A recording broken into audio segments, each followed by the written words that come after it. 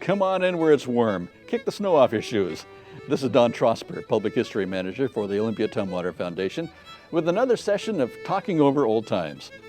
Whenever we get together to talk about the past, a common phrase overheard is, "Remember when we had that big storm?" Maybe it was the October Columbus Day windstorm of 1962, or one of our infrequent ice storms, or more commonly, the rains that overflow the roads and rivers. Perhaps it was an unusual snowstorm that took out power for a number of days. Everybody wants to talk about the weather. Well, the same was true for our local ancestors. Weather was a big part of their lives, since many were farmers or worked outside in the woods or on the Sound. Looking back to the 150 or so years in Tumwater Olympia area history, I've seen that weather often comes in cycles. There are bad, cold winters for a couple years, and there are mild, warmer winters for a time. Hot, dry summers are balanced out over time with cool, wet summers. Overall, we here in the South Sound and Western Washington are noted for milder climate patterns. And that's why harsher weather sticks in our memories, I suppose. Let's go to the early 1850s here in Tumwater. Things were going pretty well for the new town of Tumwater. It was growing, industry was building along the falls of the Deschutes, and people were optimistic.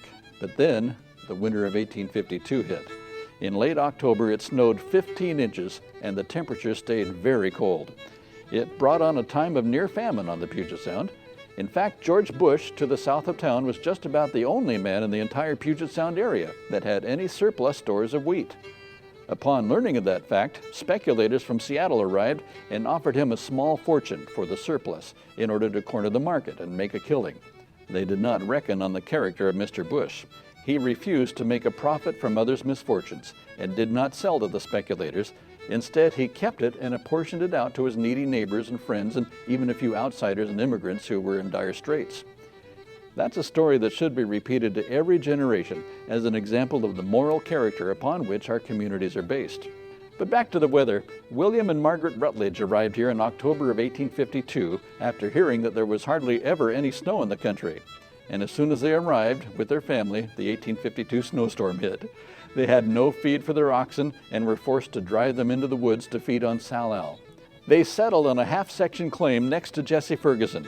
Their original house still stands south of the middle school on Little Rock Road. A stone monument marks the site.